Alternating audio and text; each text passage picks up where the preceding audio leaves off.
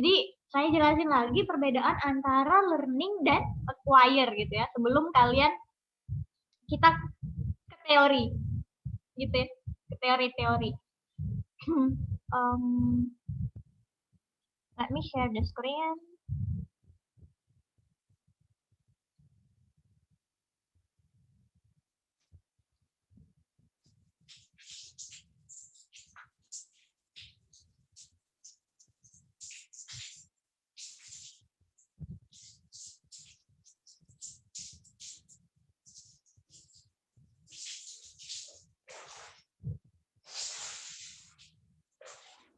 Udah muncul belum? Belum ya?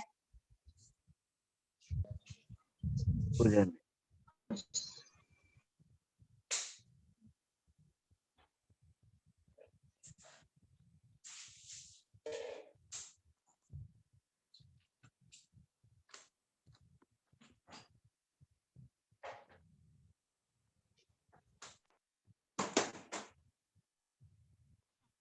Apa yang kalian dapat? Itu yang kriteria yang ketiga. Apa ini adalah maksudnya kayak gini. Kira-kira ya. Kalau di learning, kalian itu dapatnya terbata-bata, sedangkan acquire itu udah bisa diaplikasikan. Nah, benar nggak ya? Nanti saya bacakan. Oh, bukan. Ini ya. Jadi kalau learning itu concern fact about target language. Misalnya nih grammar, vocab,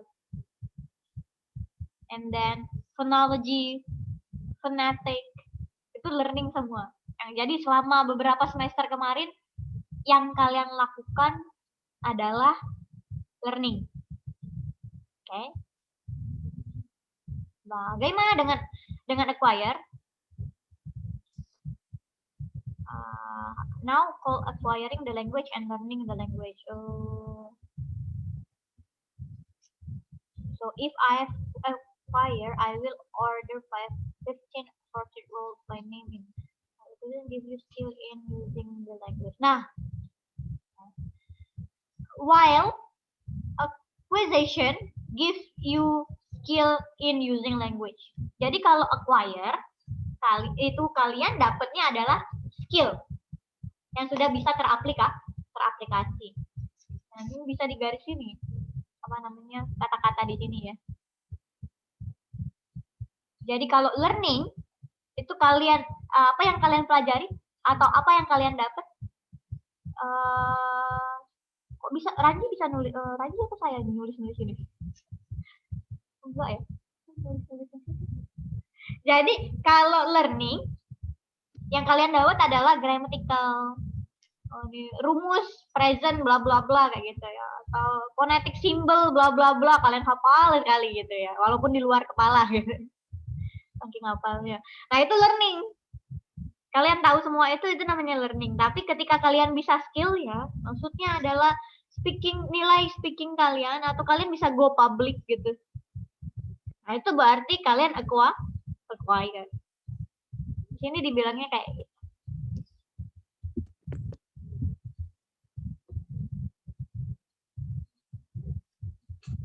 Ada pertanyaan nggak?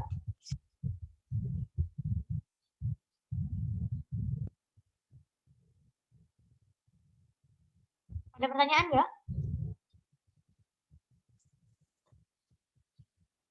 Ada pertanyaan nggak? Nggak ada.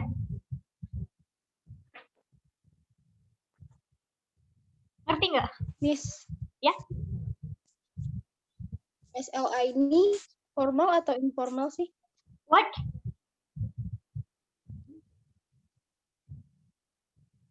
Untuk formal, atau informal, bahasa keseharian atau apanya?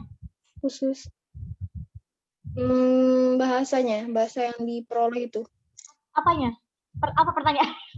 Pertanyaannya apa? Tadi putus-putus. Jadi SLA ini. SLA. Jadi SLA ini. SLA itu informal atau formal. Bahasa yang diperoleh itu biasanya untuk keadaan yang formal atau informal atau bisa keduanya. Khususnya tuh di mana? Tuh. Di mana apanya? Putus tadi. Di mana penempatannya? Penggunaan dalam SLA-nya ini. Bahasa ini.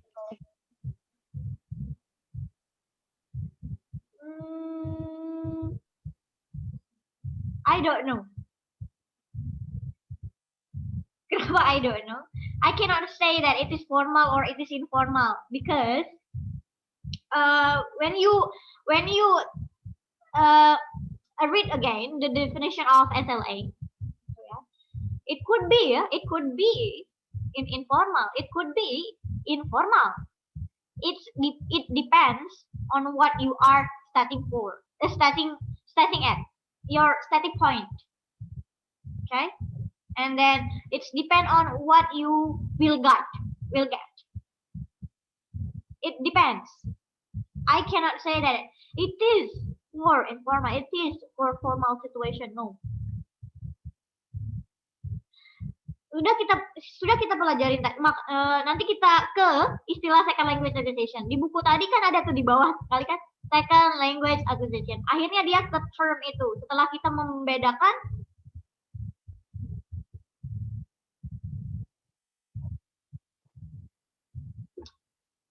Jadi pertanyaan dari Windy tadi, aduh, yang join ini lama banget sih.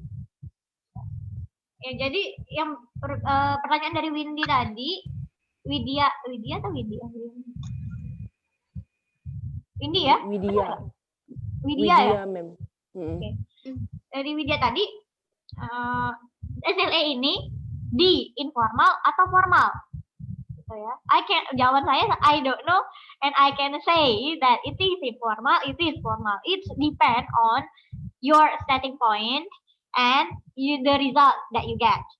Maksudnya lagi adalah kita kembali ke istilah tadi. L1 and L2 phonetics and second language learning and acquiring. Okay.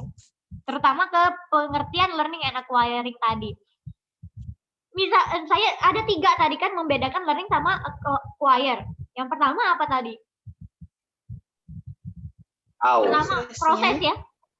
Natural, unnatural. Yang kedua sama juga sih prosesnya juga, tapi maksudnya adalah yang di kepala kalian. Conscious and unconscious. Sadar dengan tidak sadar. Yang ketiga adalah produknya. Kalau learning itu berkaitan dengan pengetahuan.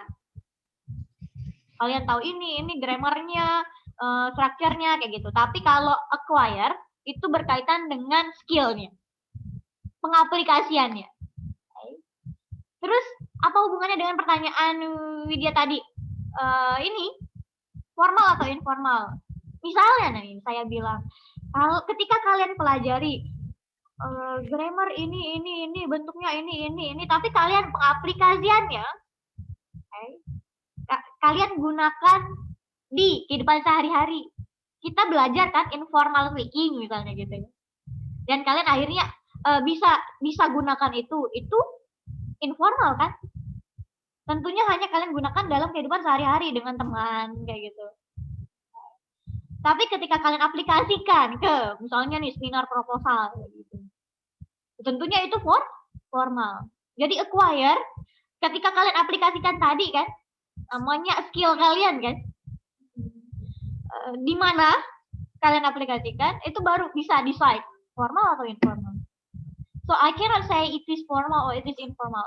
Yang pasti adalah second language itu mempelajari tentang study about individuals or group, satu orang atau satu kelompok to learn language, untuk mempelajari bahasa. Sampai gimana? Sampai dia bisa. Maksudnya bisa adalah teraplikasi dalam kehidupannya. Baik itu informal atau formal menurut saya gitu ya. Karena kita berdasarkan tadi perbedaan learning sama acquire. Oke, itu sih menurut saya. Video. Ada lagi yang mau tanya?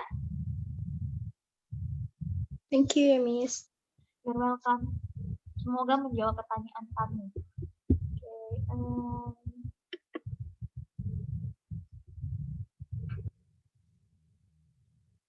ini pengertian dari SLA sudah ya. Terus kita ke SLA-nya sendiri. Yang 3 hal tadi nih, ingat nggak yang di slide tadi? Kira-kira ya 3 hal. Sebenarnya mungkin lebih dari itu atau sama saja.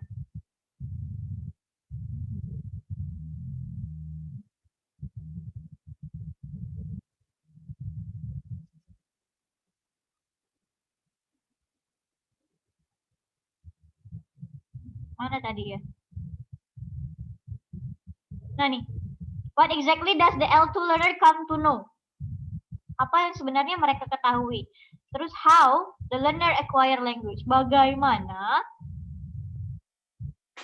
si pembelajar ini mendapatkan bahasa sekalian kayak gini nih. Gimana bisa sampai acquire language? Tentunya starting point kalian, starting point kalian learning kan?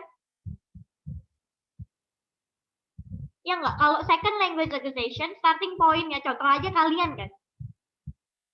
Starting point-nya saya generalisasikan kalian semua sudah acquire. Sudah acquire gitu ya. Atau walaupun mungkin ada 1-2 yang belum, yang masih learning. Tapi starting point kalian adalah learning kan?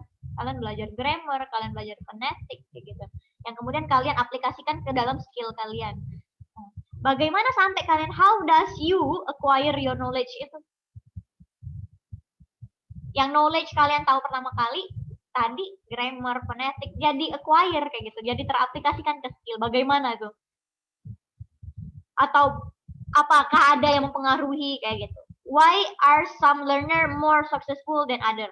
Terakhir adalah kenapa ada nih learner, berarti dia learning ya, yang successful bisa sampai acquire, ada yang enggak, ada yang sedikit, ada yang lebih, ada yang tidak lebih dari seseorang.